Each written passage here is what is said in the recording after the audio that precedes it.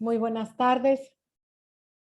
Aquí nuevamente saludando a todos los que se han unido y se van a unir, porque además esto va a quedar grabado. Soy la bioquímica Cecilia Fernández y bueno, estoy en compañía de la bioquímica Mariana Salmerón y la doctora Graciela, ¿sí? Varela, que me están acompañando. Y antes de empezar, ¿sí? Esta segunda parte, primero quiero pedir una disculpa por estos inconvenientes que tuvimos la semana pasada y agradecer su atención porque estuvieron pendientes, agradecieron todos estos inconvenientes y agradecemos también todos los mensajes que nos han mandado, las preguntas sobre este tema, que a veces como que son temas que no consideramos como relevantes, ¿verdad?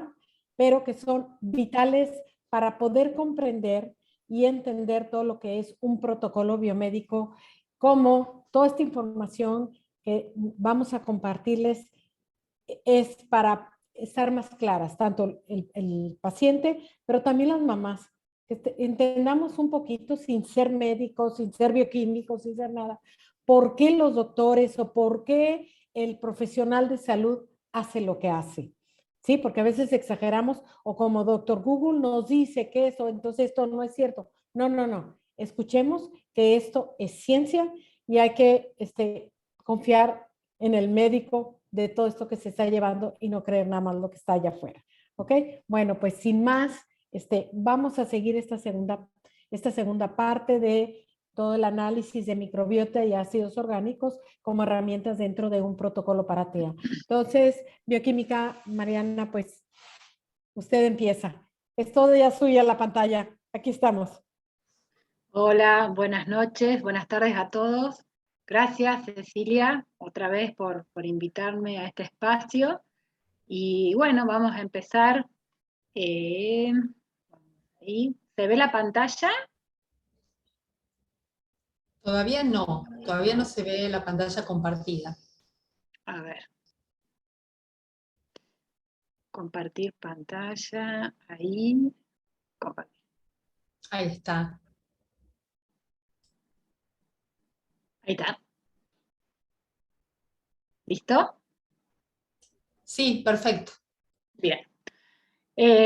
Bueno, para seguir un poquito la continuidad de la charla pasada, que bueno, se mostraron algunas imágenes de lo que era un test de ácidos orgánicos y bueno, la verdad que quedó por mostrar un poquito lo que se informa y cómo se informa en los test de microbiota, que por supuesto cada uno tiene sus particularidades. Nosotros acá elegimos dos, de los que hay más por supuesto, y los elegimos simplemente porque los teníamos disponibles, y para mostrar eso, ¿no? Que cada uno tiene una metodología diferente y una forma de informar los hallazgos de una manera distinta también.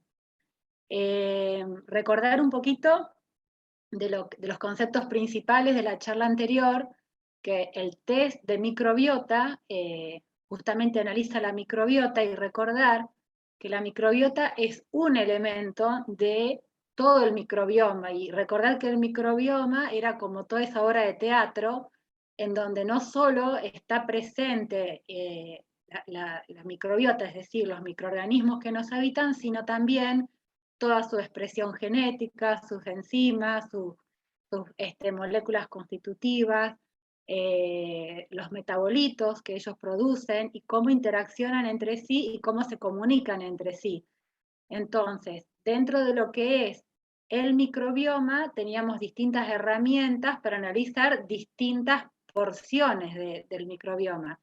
Y los test de microbiota lo que analizan es los microorganismos que están presentes, ¿sí? Pero recordar que hay otras técnicas que son fundamentales también para poder tener como una fotografía más completa de todo ese escenario que sería la obra de teatro, ¿no? Como es, por ejemplo, metabolómica, donde se miden los metabolitos. Este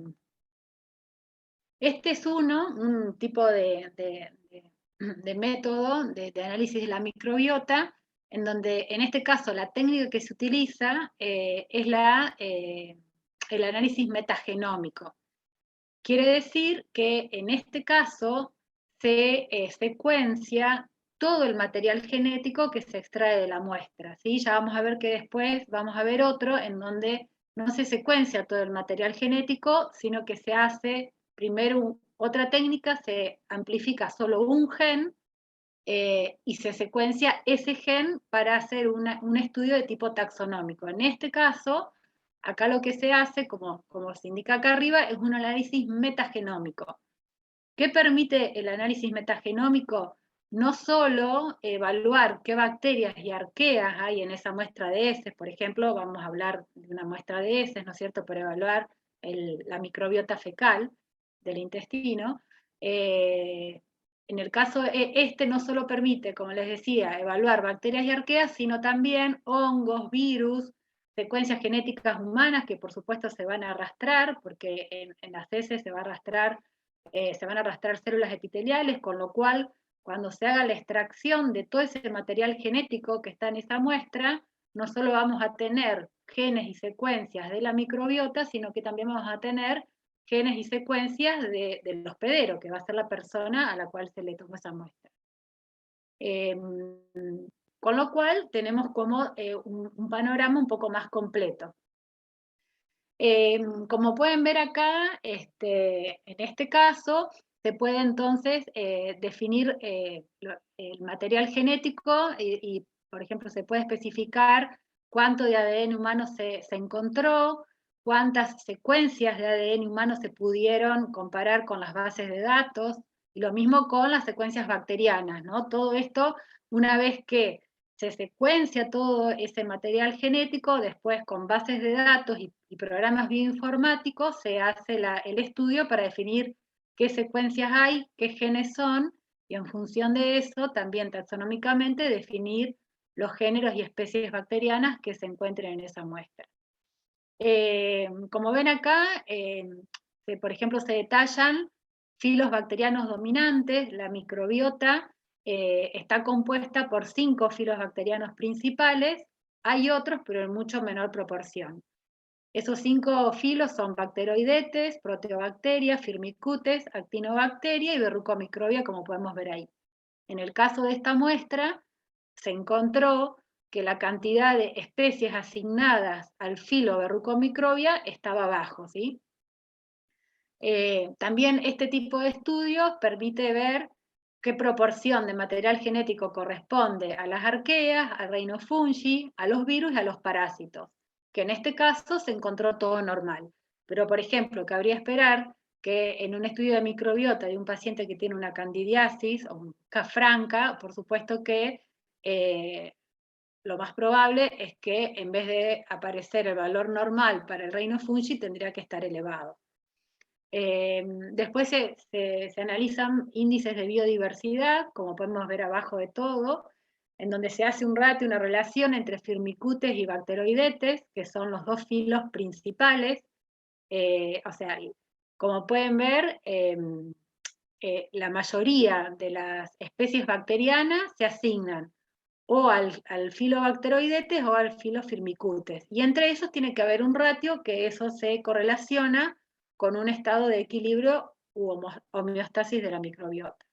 En este caso, en esta muestra, esa relación está normal. Abajo después hay otro ratio que no es un ratio sino otro índice que se suma la cantidad de especies asignadas a Firmicutes más Bacteroidetes, que en este caso dio alto. Y eso lo que puede significar es que haya demasiadas especies bacterianas asignadas a estos filos y eso le esté sacando espacio a otros filos que, si bien se tienen que encontrar en menor proporción, igual son muy importantes que esté porque aportan a la biodiversidad, que como sabemos la biodiversidad se asocia en general con un estado de salud, ¿sí? Cuando más diversa es la microbiota, en general se asocia con un buen estado de salud, aunque también eso se está estableciendo, si bien no está definido cuál sería el rango normal, o sea, cuántas especies bacterianas se debería encontrar en la microbiota para decir esto es normal, se estima que más o menos entre 200, 400, hasta 2000 especies diferentes estarían dentro de lo que sería normal encontrar para tener un buen índice de biodiversidad. Cuando la biodiversidad microbiana se pierde, ya no estamos hablando de una disbiosis. Bueno, en este estudio también, por ejemplo, agrupan a todas las especies bacterianas que encuentran según su estructura funcional, es decir, las separan, por ejemplo, en aquella microbiota que es muconutritiva y productora de butirato, en la microbiota reguladora del moco intestinal, que es muy importante, el moco como parte de la barrera intestinal tiene que estar en homeostasis. Hay bacterias que consumen ese moco intestinal, pero por consumirlo no es que sean patógenas, sino que al contrario ayudan en todo el metabolismo y la reactivación de la producción de la mucina. Es como, siempre en bioquímica, siempre es como un ciclo, ¿no? Las cosas se tienen que renovar para que se sinteticen, se degraden y otra vez se vuelve a sintetizar. Bueno, después hay bacterias que tienen otras funciones, como pueden ver ahí, son bastantes, no las vamos a leer a todas, pero como ven a la derecha, de acuerdo a las especies bacterianas que encuentran en la muestra, van a determinar, de acuerdo a un rango de normalidad, cuáles funciones estarían subrepresentadas o cuáles funciones estarían sobrerepresentadas o cuáles estarían normales. Importante destacar que esos rangos de normalidad los va a definir en base a cohortes de estudios, la institución que realice ese test, ¿sí? Y no, esos rangos de normalidad no necesariamente tienen que ser iguales para todas las empresas privadas, por ejemplo, que realizan el test. Porque cada una va a utilizar un método diferente y va a utilizar un programa bioinformático diferente para después hacer el estudio de los datos. Entonces, hay que tener en cuenta que en general un estudio de microbiota de una empresa privada no es comparable con un estudio de microbiota de otra empresa, ¿sí? En este caso, por ejemplo, se informa que hay un sobrecrecimiento de una especie bacteriana, que es Phocaecola vulgatus, que también antes era Bacteroides vulgatus. Y bueno, y por ejemplo, en general son muy completos los informes de microbiota, se da información, se pone la bibliografía que hay al respecto y si está asociado con algún tipo de enfermedad o patología o condición. Por ejemplo, para el caso de esta bacteria que se encontró sobrequecida, hay bibliografía que informa que ha sido asociada con la enfermedad de Crohn o la colitis ulcerosa. Pero eso necesariamente quiere decir que este paciente al cual se le encontró sobrecrecida esa bacteria, necesariamente vaya a tener la enfermedad de Crohn o colitis ulcerosa. Se refiere la bibliografía y lo que se haya encontrado con respecto a esa bacteria en otros estudios, pero es todo un tema y muy importante ver si eso se puede extrapolar después al paciente que uno está evaluando. En este caso también, por ejemplo, se encuentra que Akkermansia mucinífila, que es una bacteria que se usa en general, que tiene que estar presente, que es muy beneficiosa en todo lo que es el recambio del mucus, en este caso se le encuentra baja.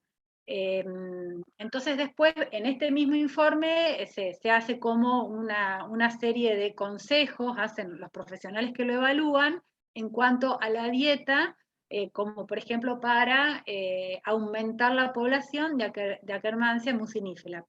Pero ya les voy a mostrar, después que hay, que en este caso, nosotros podemos ver que Akkermansia está disminuida, pero no podemos, por eso, saber si realmente la producción de mucus o el turnover del mucus en la pared intestinal está realmente alterado. Y ya les voy a decir por qué un poquito más adelante. Bueno, esto es un poco de lo que ya hablamos. Otro índice de biodiversidad que está acá abajo, que es Bacteroides sobre Pregotella, en general es un índice que mide el tipo de dieta del paciente. Cuando está muy elevado bacteroides, en general se asocia con una dieta rica en proteínas animales, grasas saturadas, una dieta más del tipo occidental. En cambio, cuando prevalece Prevotella, se asocia en general con dietas que son más del tipo vegetarianas, con mayor consumo de fibras. Se puede extraer mucha información. Después, por supuesto que otros grupos muy importantes es cómo están las bacterias degradadoras de oxalato, las productoras y degradadoras de fenol, bueno, el grupo de los neurotransmisores, por supuesto. Entonces, este estudio mide si las bacterias que están asociadas con con la producción de esos metabolitos o de esos neurotransmisores están aumentadas o no, pero no miden realmente si esos metabolitos o esos neurotransmisores están aumentados o no. Uno puede inferir, pero no lo sabe a ciencia cierta porque no se están midiendo esos metabolitos, que es lo que sí hace el test de ácidos orgánicos, ¿sí? Bueno, esto era para... Después, por ejemplo, acá también están las bacterias productoras de paracresol. El paracresol es lo que se mide en el estudio de ácidos orgánicos, porque yo por más que tenga alto alguna especie bacteriana que lo produce, no puedo saber si realmente está aumentado, ¿sí? Porque no sé si hay bacterias que lo degradan, que estén sobrecrecidas, entonces por ahí se produce más, pero también se degrada más. Entonces, si bien esto sirve para tener una idea de lo que puede estar pasando, en realidad después lo que va a confirmar si determinados metabolitos están aumentados o disminuidos es otro tipo de estudio, porque esto solo nos permite inferir algún desbalance. Lo mismo con, por ejemplo, productoras de glutamato, bueno. Y lo que les quería mostrar es que, bueno, en este estudio, como les mostraba antes, encontraron que la Akkermansia estaba disminuida y ahí el Bacteroides vulgatus estaba aumentado. Y hay, por ejemplo, una bibliografía científica en donde demuestra que Phocaicola vulgatus, que antes se llamaba Bacteroides vulgatus, también es una bacteria que está implicada, por ejemplo, en la degradación del mucus. Y esa estaba, entonces, si bien yo tengo Akkermansia disminuida, a bacteroides lo tengo aumentado. Entonces, yo no puedo saber a ciencia cierta si realmente hay algún desequilibrio en la producción del mucus o en el recambio del mucus intestinal, ¿sí? Porque tengo disminuida una bacteria que está implicada en su degradación, pero tengo aumentada otra bacteria que también está implicada en su degradación. Entonces puede suceder que metabólicamente una esté compensando a la otra. Yo no puedo saber qué es lo que se está cocinando, no sé si se acuerdan del ejemplo que les di en la clase pasada, ¿sí? Para confirmar eso hay que hacer otros estudios y ver realmente cómo está a nivel metabólico actuando esa microbiota. Lo mismo acá, por ejemplo, en este caso, microbiota metabolizadora de sales biliares. Fíjense que se describen todas las bacterias que están involucradas en el metabolismo de las sales biliares. Y si se fijan a la derecha, hay muchas que se han encontrado en exceso. Hay otras que están normales, otras moderadas y otras bajos. ¿Yo puedo saber con esto qué pasa con el metabolismo de las sales biliares?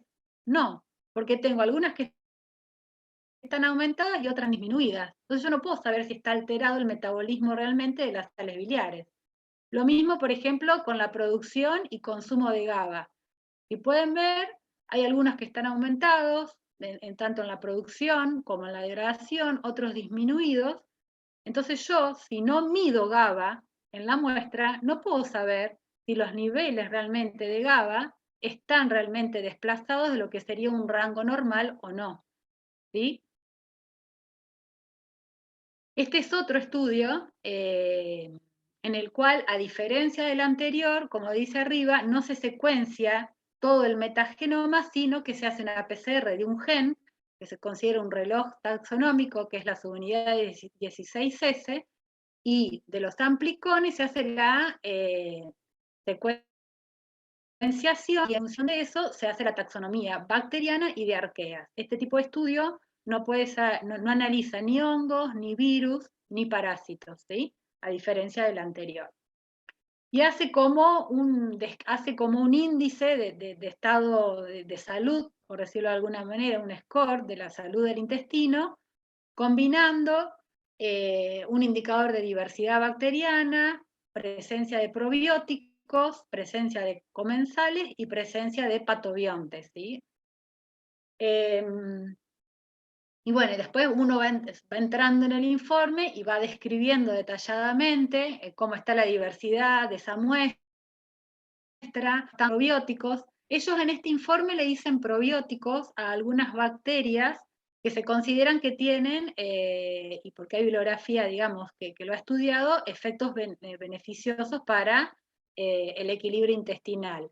Pero en realidad, la definición de probiótico por la OMS es otra. En realidad, la definición de probiótico es un producto que se administra, por supuesto son microorganismos vivos, pero estamos hablando ya de un producto que se administra específicamente. No se les dice probióticos a las bacterias buenas como por ahí las que tenemos en el intestino. Se le dice probiótico al producto que se da para tratar de mejorar alguna condición. En este caso, a Akkermansia la pone como probiótico o a Bifidobacterium. En este estudio, en función de de cada bacteria, hacen recomendaciones dietarias de lo que se debería consumir o en algunos ejemplos dejar de consumir.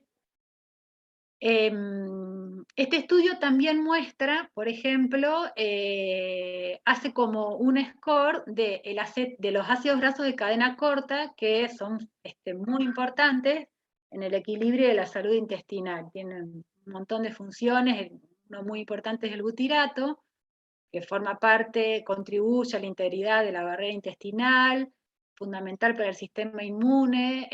También se ha demostrado que tiene un efecto protector contra el cáncer de colon. Entonces, en este estudio ellos hacen un score diciendo cómo estarían los niveles, por ejemplo, de acetato, de butirato o de propionato.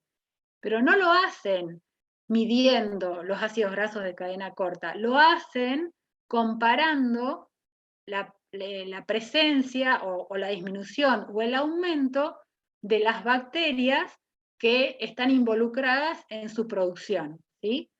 Con lo cual vamos a lo mismo, y ellos lo aclaran, por ejemplo, en el caso de los neurotransmisores, que también los informan, y ellos aclaran en su informe que es importante notar que esto no es una medida de los metabolitos en la muestra de heces, sino que ellos informan que de acuerdo a las bacterias que encontraron, sería esperable tener niveles de acetato, de butirato o de neurotransmisores dentro de lo normal o no. Pero a ciencia cierta no están midiendo esos metabolitos en heces, ¿sí? Por eso volvemos a recalcar el tema de que lo ideal sería poder medir en cada muestra la microbiota, la metabolómica a través de ácidos orgánicos, metatranscriptómica, o sea, todas las herramientas ómicas sería ideal para no solo saber qué microorganismos hay, sino también qué genes se están expresando, qué rutas metabólicas están activas, y si los metabolitos y ese funcionamiento en general de ese intestino está dentro del rango de lo normal o no, ¿sí?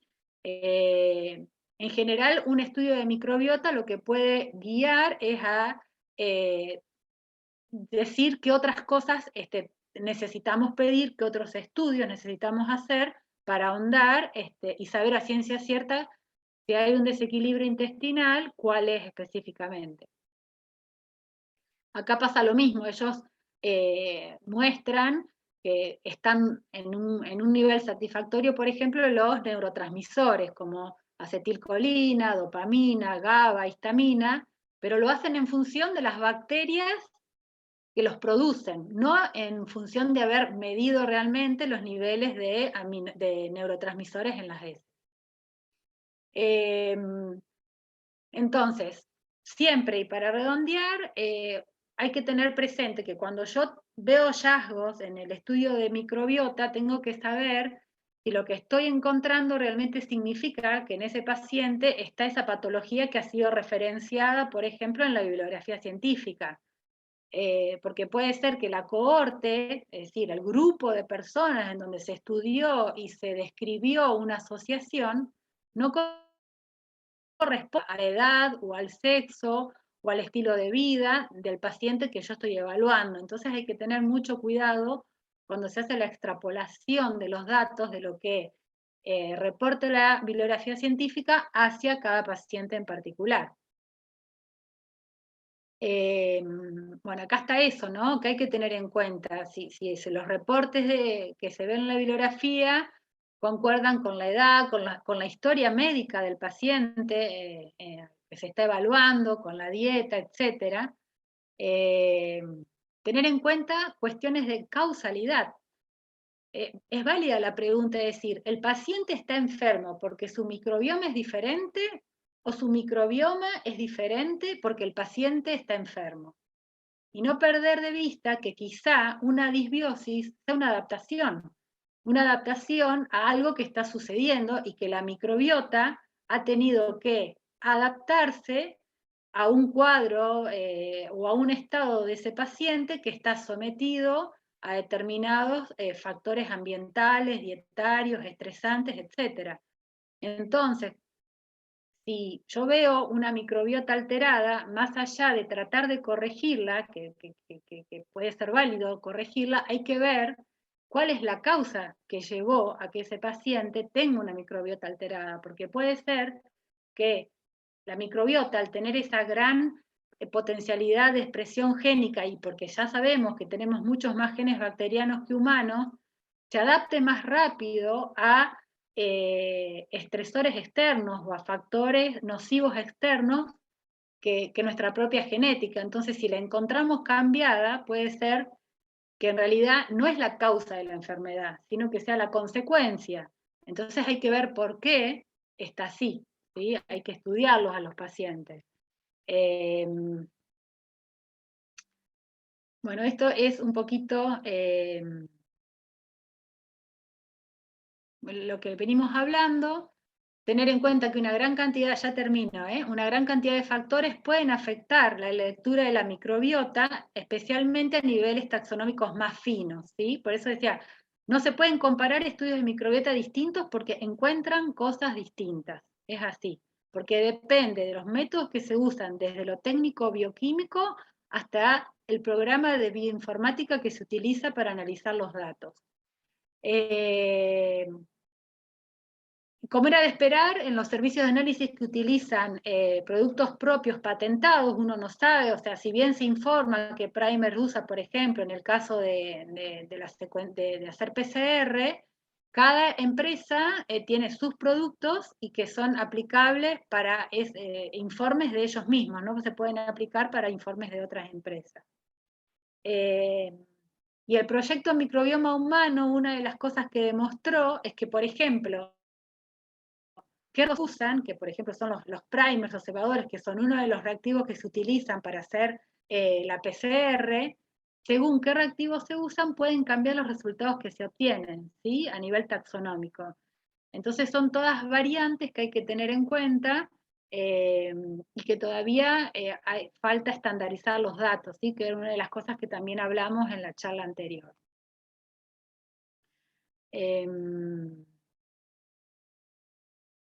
Bueno, y esto es un poco de eso, ¿no? Que si bien la ciencia va avanzando, hay algunas condiciones, por ejemplo, la enfermedad inflamatoria intestinal, que se han encontrado en la literatura científica y en distintos estudios que tienen firmas sólidas, es decir, como que se encuentra un patrón de microbiota característico de lo que sería la enfermedad inflamatoria intestinal en distintas cohortes que se han estudiado en distintos países, etc.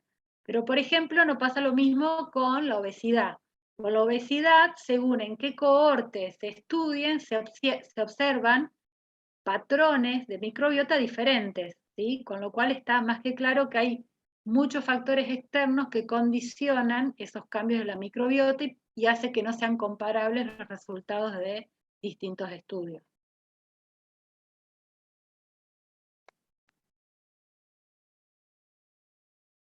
Bueno, para no cansarlos es más o menos lo que venía hablando. Después cualquier cosa vuelvo si hacen alguna pregunta.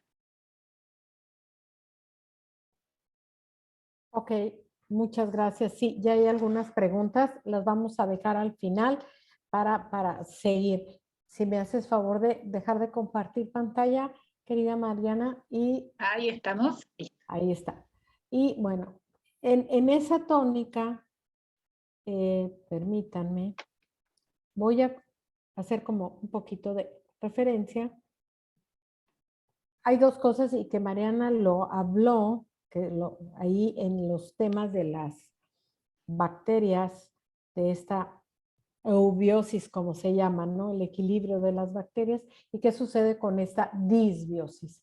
Y voy a hablar de dos cosas que están relacionadas y que pueden estar determinadas por el examen de ácidos orgánicos. Como dijo Mariana, no se puede saber porque desde el punto de vista del examen de microbiota, ¿sí? ¿Qué tantas cantidades? Y en relación a la disbiosis que se presente. Por eso, otra herramienta que confirma, apoya todo lo que es del examen de microbiota es parte del examen de ácidos orgánicos, porque los ácidos orgánicos, bueno, son la muestra que se toma en orina y se determinan, ¿sí? A través del nivel de creatinina, o sea, en relación al nivel de creatinina de esa muestra de orina y nos da cuantitativamente cuánto hay, ¿verdad? Entonces yo voy a hablar de dos cosas que son un tema súper importante, muy de moda y que a veces tenemos mala información o información no tan correcta, medio correcta. Primero, ¿qué son los oxalatos? Los oxalatos son unos compuestos que se presentan en los vegetales, es parte de sus mecanismos de defensa y forman cristales en forma de agujita, que son los más presentes en vegetales, y que a esas agujitas de doble punta se les llama rafidios. Cuando una persona tiene una disbiosis, un desequilibrio de su flora y está consumiendo altos niveles de alimentos muy altos en oxalato, ¿qué sucede? Los oxalatos no salen y se van a ir a depositar en articulaciones, en tejido muscular, en los globos oculares y en TEA. Muchos niños se pican los ojos, se los presionan y ¿por qué? Porque les lastima, genera mucho dolor, genera mucha inflamación, entonces se genera una inflamación generalizada. Además, los oxalatos son competidores, son secuestrantes y secuestran calcio, pero además evitan que otros minerales se absorban. O sea, es tener una piedra en el camino. Y si ustedes lo ven aquí, pues estos son los rafidios, son agujitas, duelen mucho, hay mucho dolor. Si el niño no tiene lenguaje, ¿qué va a hacer? Llora, gimen todo el día, o de repente no pueden, se enojan, se golpean, se pican, se presionan. ¿Por qué? Porque la presión baja el dolor. Entonces, recordemos, cada conducta del niño nos va a dar información, ¿sí? Entonces, hay que estar pendientes. ¿Y por qué causa disbiosis? Y ahora, el otro tipo o sea, la disbiosis puede ser por alta ingesta de estos alimentos que tengan mucho oxalato, pero también en relación a una disbiosis, este desequilibrio, ¿de cuál? De los alimentos, ¿sí? Lo consumen y en especial la Oxalobacter formígenes es la que se come los oxalatos, ¿sí? Y lo demás se elimina en heces. Pero si no hay este Oxalobacter por disbiosis, por alta presencia de cándida y o clostridia, ¿qué va a suceder? ¿Sí?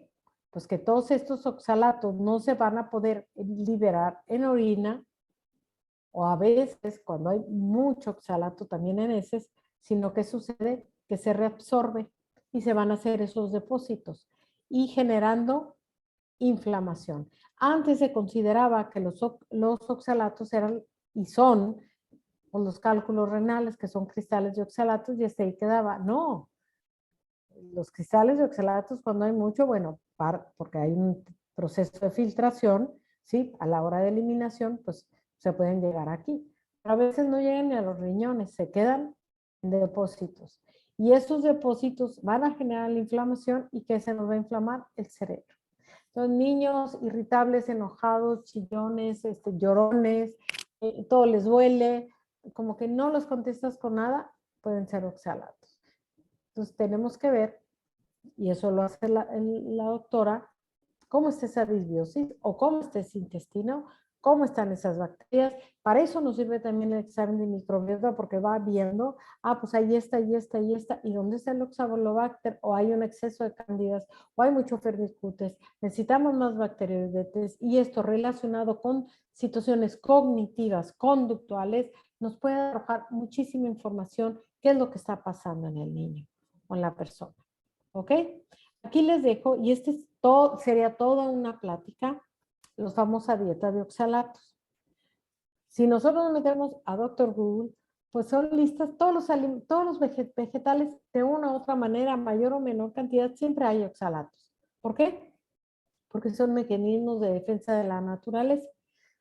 Ahora, si nosotros sacamos que tiene mucho oxalato, le voy a quitar todos los alimentos que tengan oxalatos, ¿qué va a suceder? ¿Sí? Vamos a permitir una salida de oxalatos del cuerpo así brutal, ¿sí? Entonces, y eso lo va a hacer sentir muy mal al niño. Entonces, cuando se inicia una dieta de oxalatos causada también por disbiosis, por exceso de candida, por faja de oxalobacter, iniciamos suspendiendo los alimentos muy altos o muy, muy altos de oxalatos. No se suspenden todos, ¿sí? Porque hay algunas listas, dices, bueno, ¿y ahora qué le voy a dar de comer? No, yo lo trabajo así por muchos años, quitamos todos estos alimentos, frutos rojos, el kiwi, cáscara de limón, es decir, hay personas que muelen todo el limón para hacer agua de limón o hacer concentrados de limón. No, por favor, el cáscara de limón altísimo en pectina, altísimo en oxalato y daña, irrita mucho el intestino, la uva morada, entre otras, además de por tipo de fructosa, de azúcares, también por oxalatos, el higo, el ruibarbo, que se hace como té, poro, puero, espinacas y acelgas. Las espinacas y acelgas al inicio de una dieta de oxalatos se suspenden al 100%, ni cocidas ni crudas, pero ya cuando el médico empieza a hacer un tratamiento antidisbiosis para generar mayor equilibrio, después de 2 o 3 meses, dependiendo de lo que indique el médico, pueden reintroducirlos cocidos a vapor. ¿Por qué? Porque la cocción va a eliminar gran cantidad de oxalatos. Igual la remolacha o el betabel, la remolacha cruda tiene poco, este es al revés, están como los oxalatos compactados. Si la cocemos se esponja, ¿sí? Y saca todos los almidones porque tiene compuestos, carbohidrato complejo, y saca los oxalatos que van en medio. Entonces, lo más recomendable es que el betabel vaya crudo y la espinaca y la acelga cocidas. El camote es lo mismo, que son tubérculos, igual que la remolacha, puré de tomate rojo, de jitomate, como lo llamamos en México. Los procesos de cocción alteran. Entonces, cocido, imposible, es altísimo el oxalato, además es muy ácido, y en esa acidez va a secuestrar más calcio y va a generar más oxalatos. En una dieta o en tratamiento con oxalatos, podemos dejar con moderación, jitomate o tomate rojo crudo y con un poquito de aceite de oliva, algún aceite de aguacate, ¿para qué? Para que emulsione adentro y le ayude a estos procesos de absorción sin generar oxalatos. ¿Qué más tenemos que quitar? Berros, almendras, cacahuates, proteína de soya, canela. La canela es altísima. Tuve un niño que lo tenemos a dieta, entonces dice, bueno, ¿y por qué está así? ¿Cómo está? Irritable, enojado, se metía las manos a los genitales, todo le picaba. ¿Por qué? Porque estaba lleno de oxalatos, son como cristalitos. Y ya no hallaba, era la canela. La mamá, por darle un poco más de sabor a todos sus postres permitidos, ¿sí? Llena. En el momento que quitamos la canela, se paró la situación. La cocoa, que es el polvo, o el cacao, que es el fruto, ese hay que quitarlo. La pimienta negra, podemos usar pimienta blanca, amarilla, verde, pero la negra, que es la más alta en oxalatos, no té chai, ni té rojo y tampoco perejil.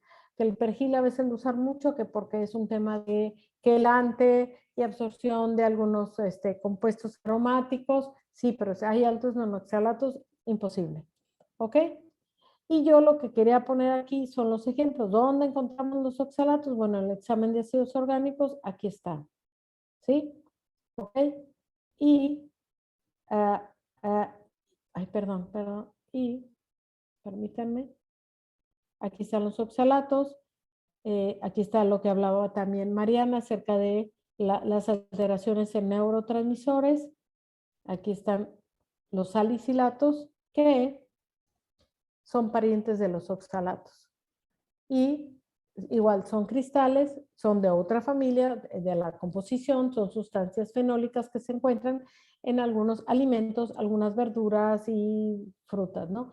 Y ya se está comprobado desde los 70s, y esto fue el inicio de todos estos protocolos, el doctor Feingold, y ahí les dejo la página, muy interesante y muy de mucha guía, si hay salicilatos altos que también están artificialmente en los aditivos y los colorantes, sobre todo los colorantes artificiales, son salicilatos. Entonces, estos los colorantes, y el doctor lo decía, que generan mucha hiperactividad, déficit de atención e irritabilidad. Entonces, los salicilatos, donde nos pueden generar problemas de urticaria, respiratorios, digestivos, colon irritable, son cristalitos, y que es de lo que más debemos de suspender son las manzanas, las aceitunas o las olivas, almendras y cacahuates, que también tienen oxalatos, generalmente siempre están más o menos presentes en los mismos alimentos, ¿sí? Todo lo que son edulcorantes y colorantes artificiales y aditivos químicos. Y aquí en este examen, vean el oxalato y bueno, y los salicilatos también salen altos. Entonces, la información en conjunto, tanto de la microbiota, del examen de microbiota, junto con el examen de ácidos orgánicos, le va a dar muchísima información al médico para poder, permítanme que no lo puedo sacar, para poder dar un buen tratamiento. ¿Sí?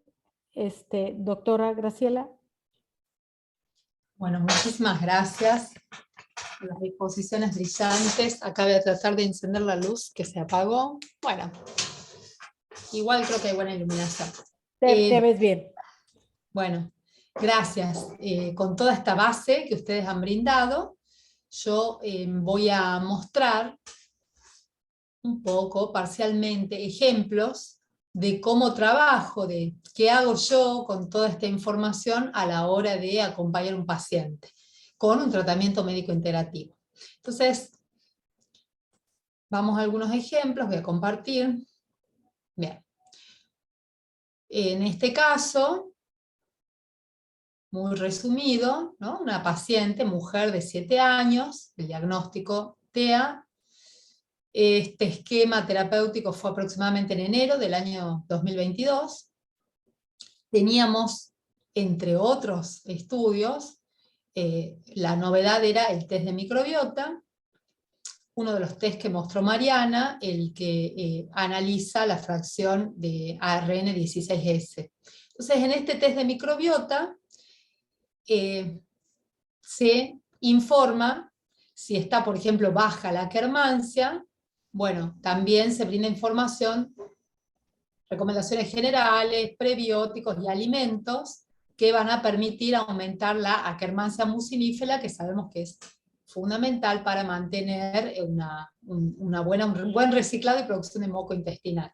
Después, para aumentar bifidobacterias, lo mismo, porque en este caso se informaban cómo bajan las bifidobacterias, Blautia, Fecalibacterium. Como verán, en cada ítem, cada bacteria que acá se recomienda aumentar, dentro de la microbiota hay recomendaciones generales, prebióticos y alimentos. Ahora bien, muchos de estos alimentos, quizás porque el paciente tiene un problema con los oxalatos, un exceso de salicilatos, ciertas intolerancias alimentarias, y por la dieta biomédica misma, no están recomendados. Entonces, ahí va a venir toda la integración de esta información para poder brindar un tratamiento completo y coherente, y donde no haya contradicciones, ¿sí? Además, esta información ya sabemos que no es absoluta y no es lineal, es un dato más dentro de todos los datos que podemos obtener, que mejor aún si se cruza con un informe de ácidos orgánicos, por ejemplo, en el caso de un estudio de microbiota,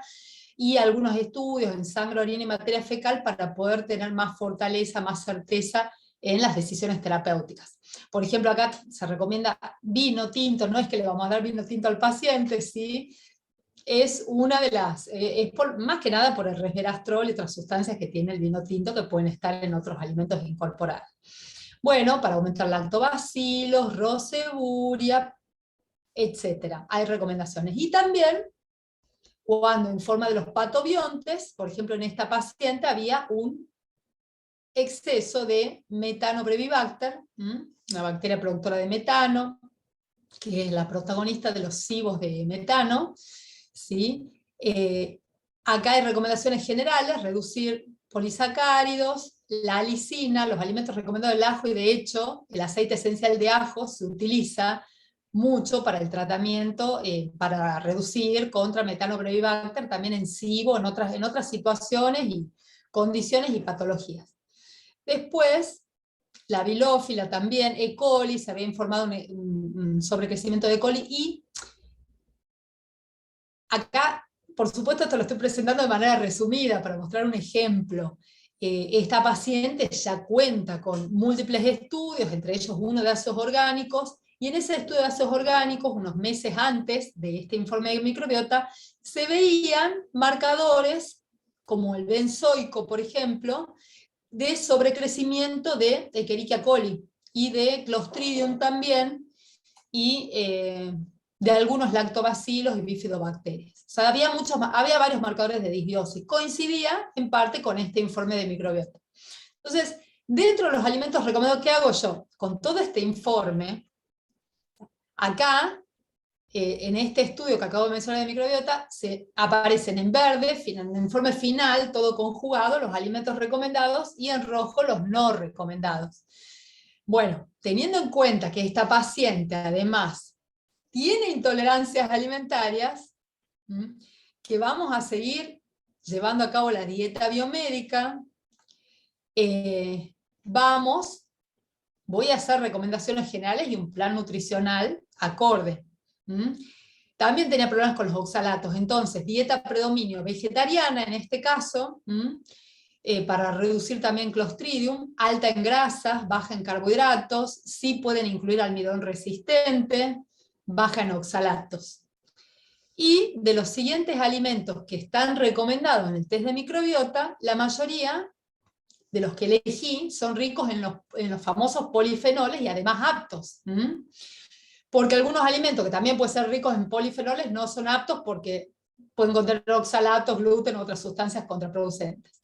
Y selecciono las verduras, las infusiones, las grasas, los frutos secos, frutas, algas también recomiendo bastante, en todas sus variedades, y las legumbres que están recomendadas, ojo, con los oxalatos, y las digestiones difíciles vinculadas a las mismas. Entonces, con ciertas precauciones, y más adelante se van a incluir las legumbres, en este caso.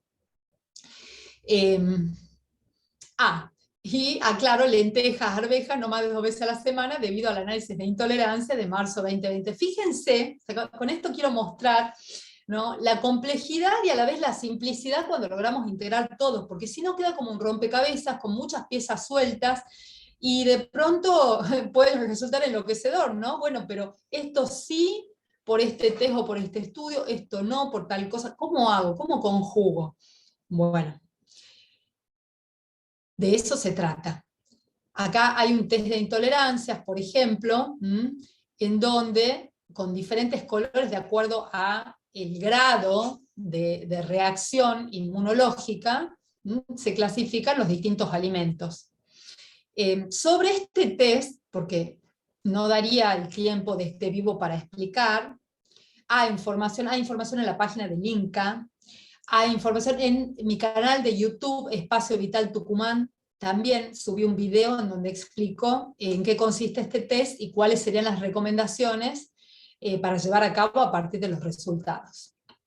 Bueno, y volviendo a este caso, esta nena, además, por el resultado del test de ácidos orgánicos que les he comentado, se recomienda reducir carnes por el exceso de marcadores de sobrecrecimiento de Clostridium y oxalatos. Entonces, ahí elaboro un plan nutricional, con opciones de desayuno, a media mañana, ¿sí? En este caso, bueno, tenía que llevar alcohol a alguna colación, ¿no? ¿Cómo vamos a elaborar las galletitas, las colaciones, para poder brindar diferentes tipos de alimentos que sean aptos, que tengan un alto valor nutricional, ¿no? Entonces, también distintas opciones de almuerzo, cena, merienda. Así voy integrando toda la información. Para restaurar microbiota es otro pilar en el tratamiento, ¿sí? Bueno, los prebióticos vamos viendo sin tampoco excedernos, fibras y nutrientes de alimentos saludables. Escojo probióticos, primero escogí para esta paciente Bacillus esporulados, como para arrancar, y de a uno, Bacillus subtilis, por ejemplo, y Bacillus clausi intercalados, y después de administrar aceites esenciales medicinales para mejorar la microbiota, combatir la disbiosis, ahí recién doy un probiótico, más adelante con 20 cepas probióticas activas, la mayoría lactobacilos y bifidobacterias, y que me interesaban algunos específicamente por los efectos que suelen tener. Elijo aceites esenciales antimicrobianos, en este caso armo un blend, una mezcla, para cada paciente y de acuerdo a la edad y si hay patologías, contraindicaciones. Bueno, esto es fitoterapia, entonces, bueno, hay que tener mucho criterio, tiene que ser llevado a cabo por un profesional de la salud, por un médico, y estar bien supervisado. Entonces, en este caso doy aceite de orégano, palo de ajo, palma rosa, distintas concentraciones, y el famoso ajo que les acabo de mencionar. Y por supuesto también, en general, incluyo tratamiento homeopático, que vamos por otro lugar, a lo sutil, a buscar el equilibrio de la fuerza vital, de la energía vital, para que el cuerpo opere mejor en todas sus funciones, y la parte emocional se equilibre. Y además doy algunos suplementos que pido a los papás siempre, en el caso cuando son los pacientes niños con autismo, que lleven un registro en una semana X, luego de haber comenzado con todo lo anterior. Bueno, semana X vamos a incorporar enzimas digestivas, papaína, bromelina, pancreatina, por ejemplo. Vamos a incorporar también el magnesio citratado y el calcio citratado para ayudar a reducir la absorción de oxalatos, porque así tenemos muchos recursos para poder reducir la absorción de oxalatos, porque muchos de los alimentos, como mencionó Cecilia, que son nutritivos, que se tornan a veces necesarios, pueden tener un cierto contenido de oxalato. Después voy incorporando más nutrientes, estos para mostrar ejemplos, semana 2, semana 3, acá usé la granada, el arándano. ¿Por qué uso la granada y arándano? Justamente por sus efectos benéficos sobre la microbiota, ayudan a disminuir el biofilm que producen ciertas bacterias, reducen la adherencia de ciertas bacterias a los epitelios, y bueno, tienen muchas propiedades las granadas, un excelente antiinflamatorio también.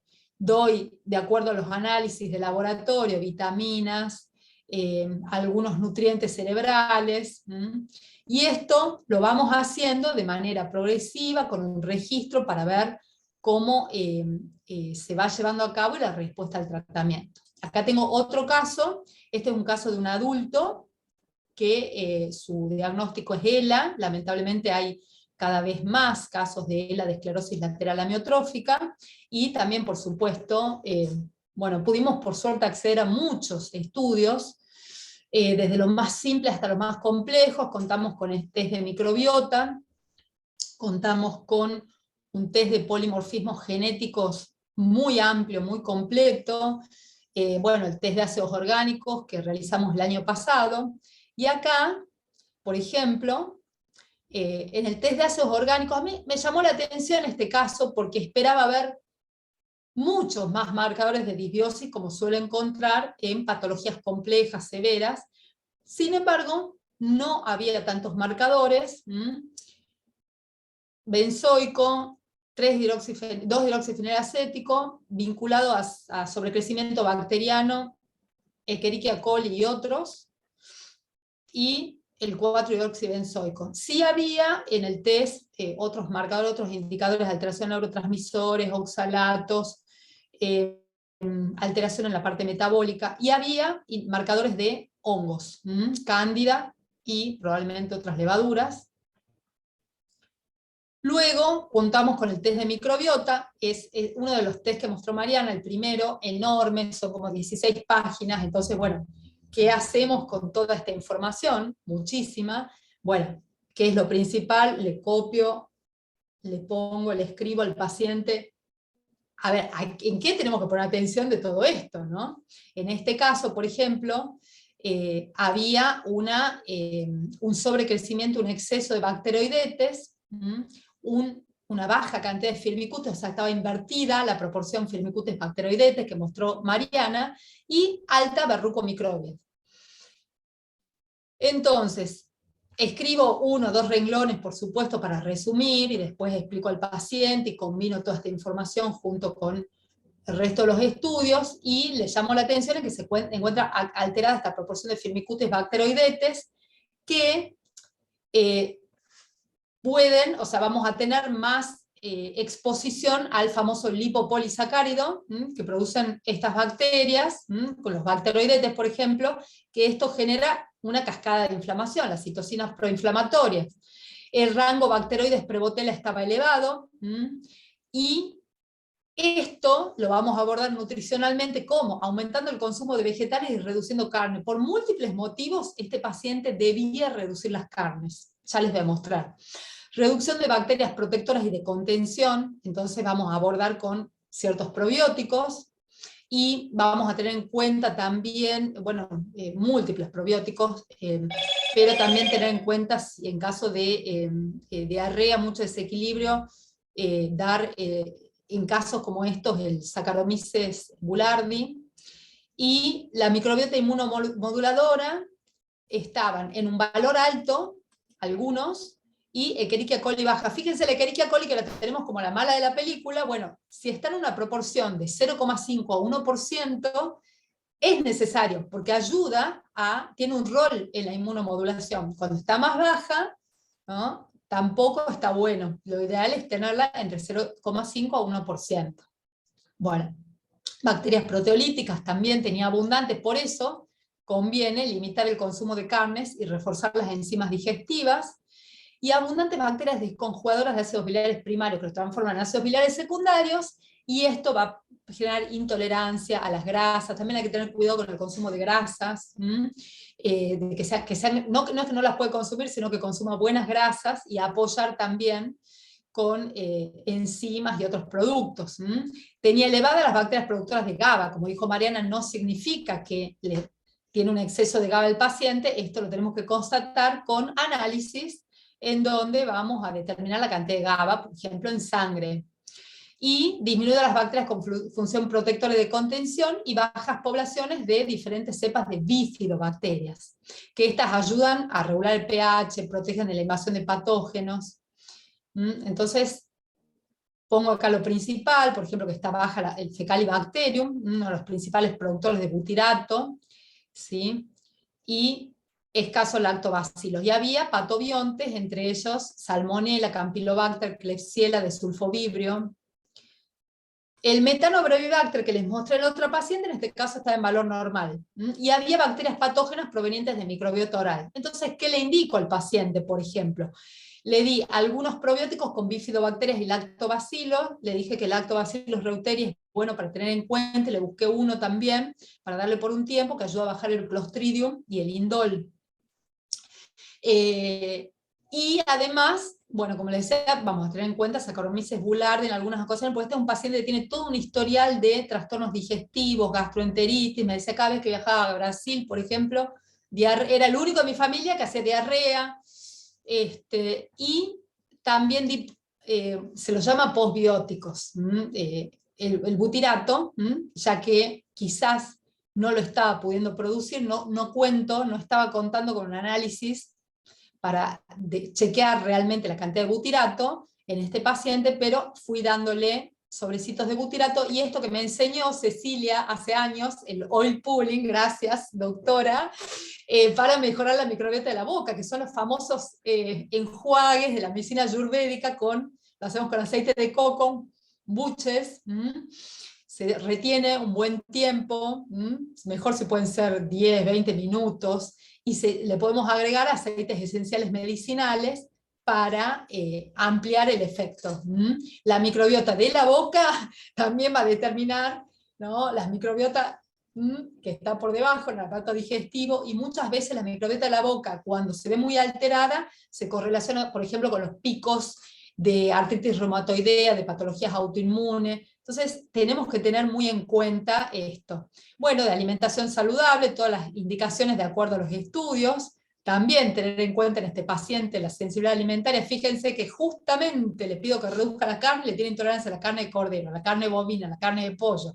Entonces, pero tenía bajo el colesterol, así que, y la yema de huevo le tiene intolerancia, ¿qué hacemos? Bueno, le doy suplementos con colesterol, y así nos vamos rebuscando para encontrar la mejor dieta para cada paciente. Y también los suplementos que vienen al caso, de acuerdo a los estudios de laboratorio y todos estos resultados que tenemos, la zeolita para ayudar a sacar metales y tóxicos del cuerpo, diferentes recomendaciones para ayudar a desintoxicar. Esto en resumen. También, por supuesto, un tratamiento homeopático, y bueno, todo lo que pueda ir encontrando para acompañarlo de la mejor manera posible. Ahí están mis datos, cualquier cosa después los puedo compartir también. Muchísimas gracias. Está sin sonido, Ceci. Ok, pues muchas gracias. Vamos a ver algunas preguntas rápidas. Una primera pregunta, Mariana, es ¿cómo se toma? ¿Hay un método especial para toma de muestra para los exámenes de microbiota? ¿Eso depende de cada empresa o es así como general, como un general de orina? ¿Cómo es?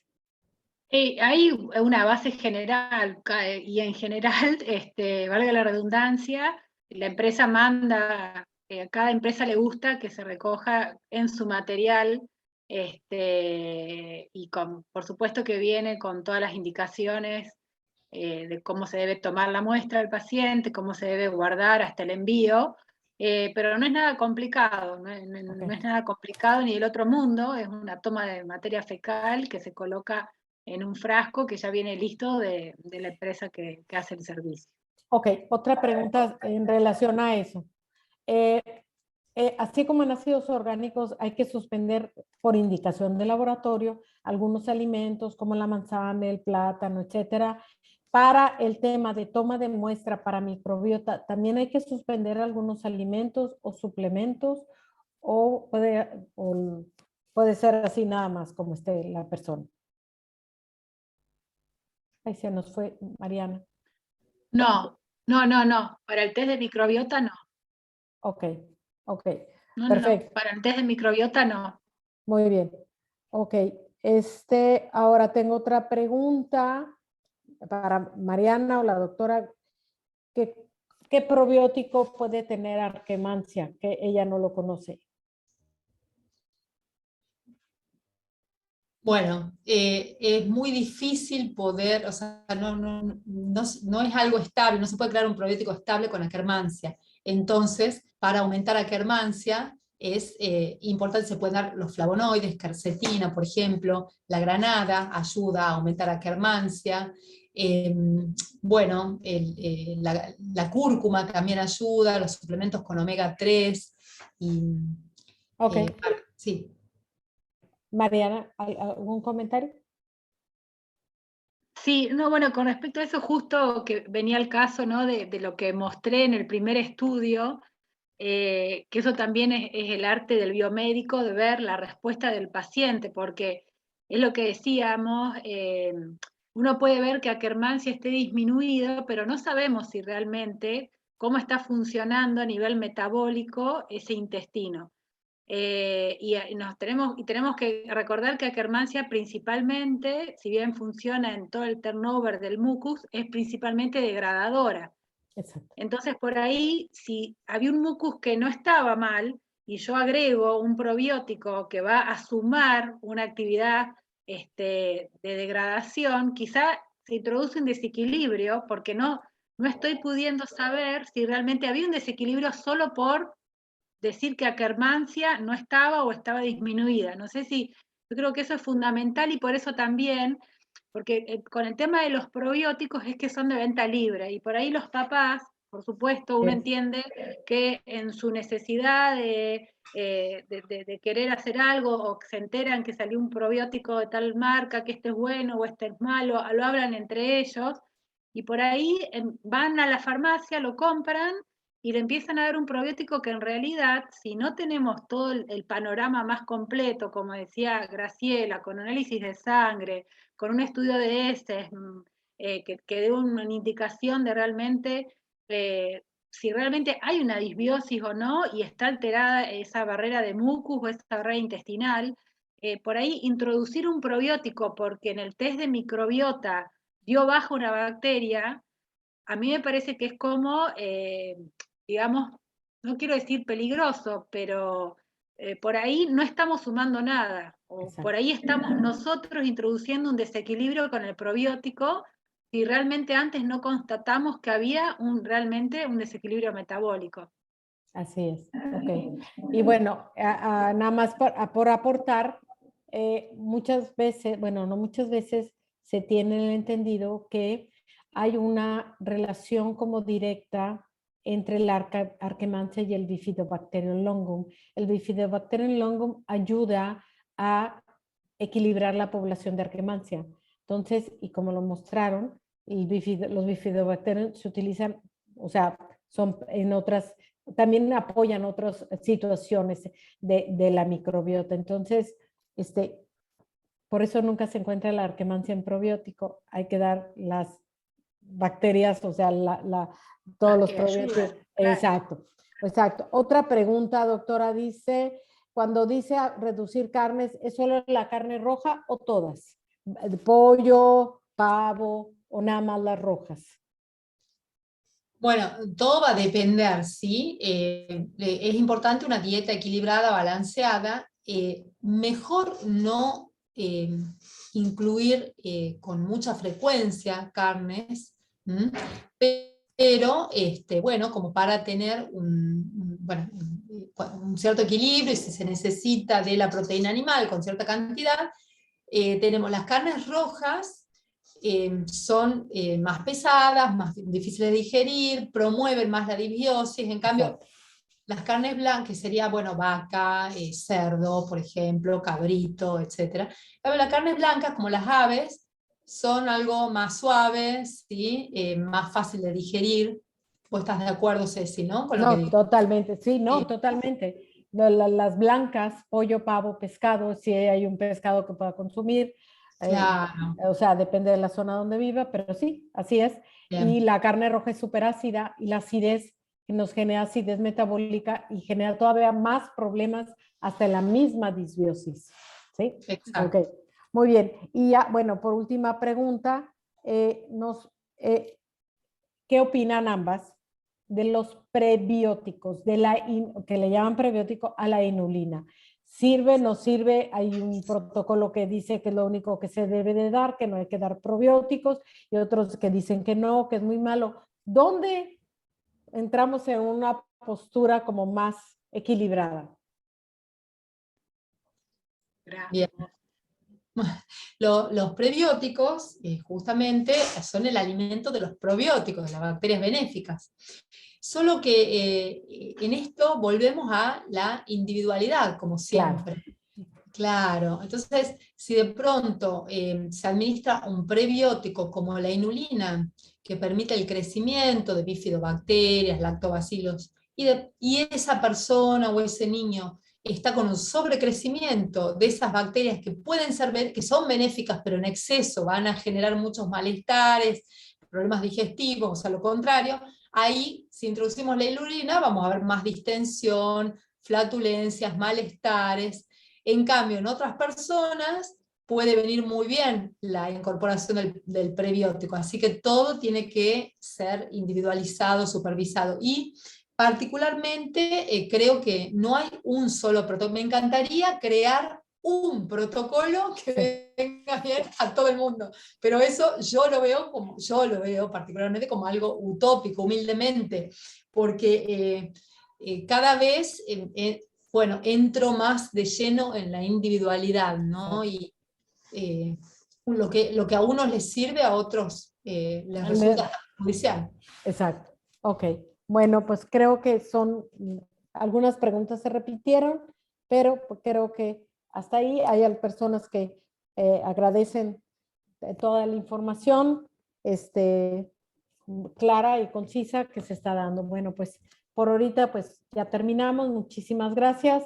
Los datos los vamos a volver a poner ahí en el Facebook para que queden ahí, y esta se va a quedar grabada tanto en la página mía de Facebook como en Espacio Vital. Ahí van a estar para que las estudiemos, porque esta es mucha información.